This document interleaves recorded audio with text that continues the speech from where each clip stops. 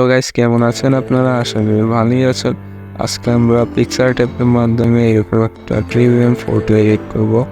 এরকম একটা boring photo থেকে এরকম একটা প্রিমিয়াম লুক দিব। তো চলুন বেশি কথা না বাড়িয়ে মেন ভিডিও টপিকে যাওয়া যায়। তো গাইস আপনারা আপনাদের মোবাইল ফোনের মধ্যে প্রথমত পিক্সআর্ট অ্যাপটি ওপেন করে নেবেন। যদি পিক্সআর্ট অ্যাপটি না থাকে তাহলে প্লে স্টোর থেকে ডাউনলোড করে নেবেন।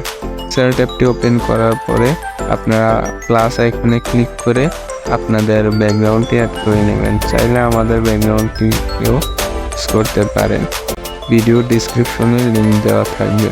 তারপর এখানে অ্যাড ফটোতে ক্লিক করে আপনাদের মডেলটিকে অ্যাড করে নেবেন। অ্যাড করা হয়ে গেলে আপনারা রিমুভ বিজিতে ক্লিক করে ব্যাকগ্রাউন্ডটিকে রিমুভ করে নেবেন। তারপর আপনারা আপনাদের ফটোটিকে ভালো মতো অ্যাডজাস্ট করে নেবেন।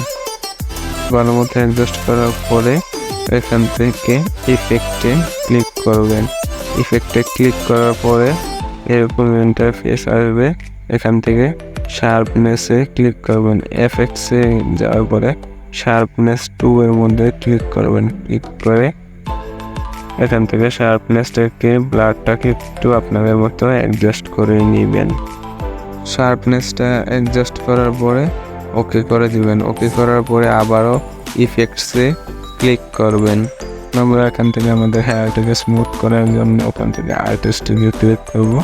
আর্টিস্টকে ক্লিক করার পরে 4 নম্বর যে অপশনটা আছে ওইটাতে ক্লিক করব। ক্লিক করে আমরা আমাদের মতন অ্যাডজাস্ট করে নেব। এখান থেকে অ্যাডজাস্ট হয়ে গেলে আবার উপরে এরেজ অপশনে ক্লিক করে আমাদের ছবিটিকে ভালো করে এরেজ করে নেব। আমাদের ছবিটি একটু ঝাপসা দেখাচ্ছে, তাই আমরা ছবিটিকে ভালো করে এরেজ করে নেব।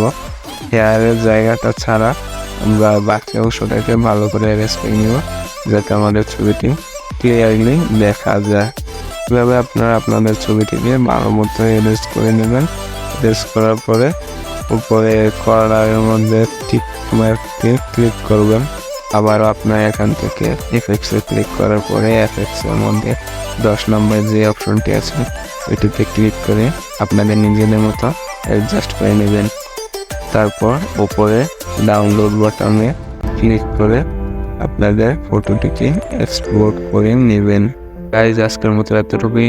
ভিডিওটি যদি ভালো লেগে থাকে আপনাদের কাছে একটু অনুরোধ, ভিডিওটাকে একটা লাইক এবং সাবস্ক্রাইব করে আমার পাশে থাকবেন।